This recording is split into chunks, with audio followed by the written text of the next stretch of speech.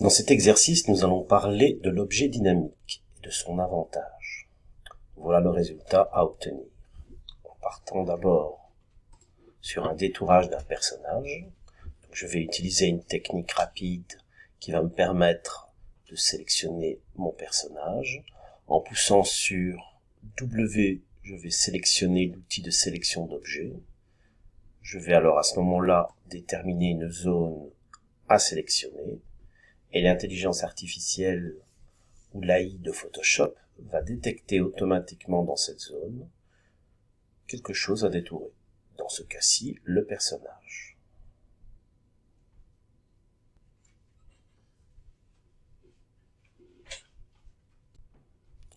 Voilà, mon personnage est maintenant détouré. Je vais pouvoir le copier par un commande-C et le coller sur un nouveau calque en faisant commande-V. Si vous voulez, vous pouvez alors à ce moment-là utiliser un raccourci beaucoup plus rapide qui s'appelle commande-J, qui vous permet de copier et de coller, donc de remplacer le commande-C et le commande-V juste par une seule fonction commande-J. À ce moment-là, je vais enlever automatiquement l'œil de l'arrière-plan et je me retrouve seulement avec mon personnage. J'enregistre, fichier enregistré sous, et je vais le placer par exemple sur mon bureau. Petit détail, je l'enregistre en Photoshop ou PSD. Ok. Je n'ai plus besoin donc de mon personnage, je vais pouvoir fermer cette image. Voilà maintenant sur mon image de base.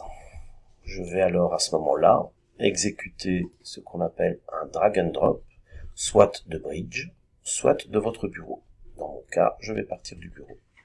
Je déplace légèrement ma fenêtre de Photoshop, je prends mon détourage que j'ai placé sur le bureau et je fais un glisser-déposer.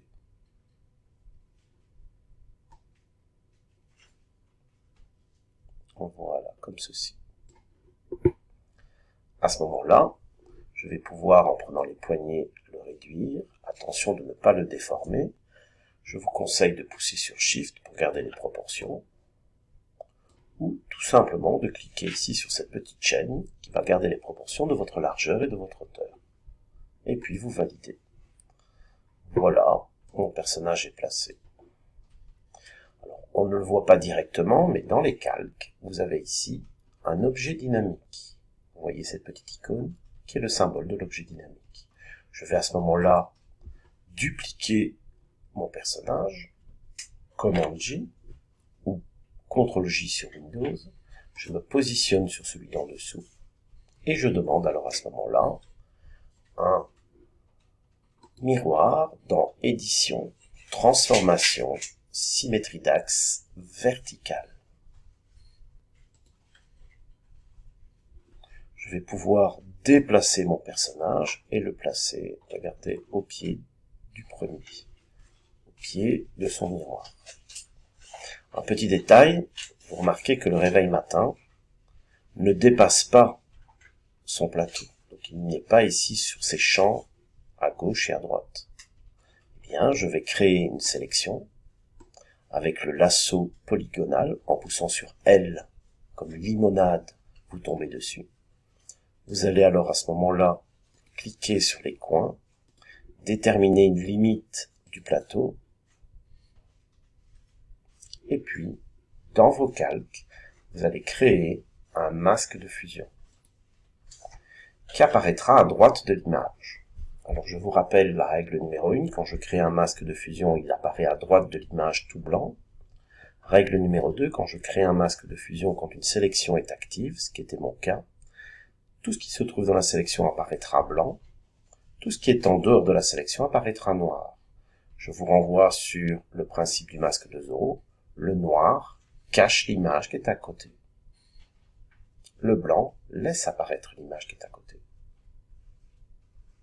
Ok. Je vais maintenant me positionner sur mon personnage et j'aimerais bien le déplacer. Pour ça, je vais sélectionner le deuxième et je vais créer un lien ou une chaîne qui va relier les deux personnages. Maintenant, si j'en bouge un, automatiquement, il bouge l'autre. Un tout petit détail, vous ne devez pas bouger le masque de fusion. Donc, je vous conseille d'enlever le lien entre le masque et l'image. Maintenant, je sélectionne cette image-là ou cette image-là. Avec l'outil de déplacement, je vais pouvoir, regardez, déplacer mon personnage. Ok. Alors, vous remarquez que le reflet du réveil matin est un petit peu transparent. Donc, je vais jouer sur mon reflet avec une opacité. Par exemple, je regarde aux alentours des 34%.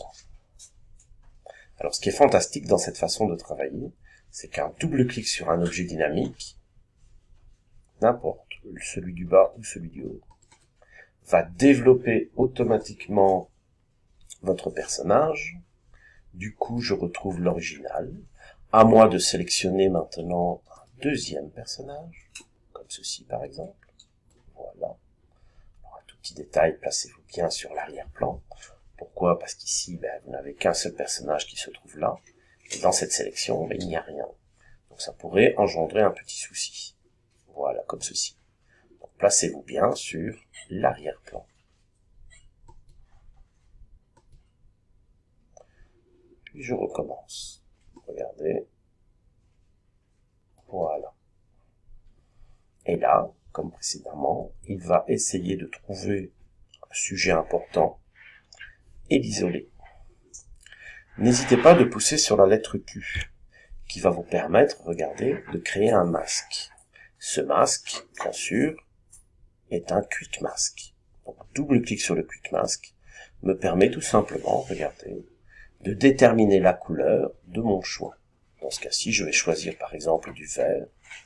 Pourquoi? Pour éviter d'avoir du rouge ou du bleu, ce qui va me poser des petits soucis de couleur au niveau de ma sélection. Regardez, je repousse sur la lettre Q, et maintenant je vois très bien que par exemple le coup ne se trouve pas dans la sélection. Plusieurs techniques, comme par exemple prendre son pinceau, choisir du blanc, et je viens enlever, regardez, le masque ici.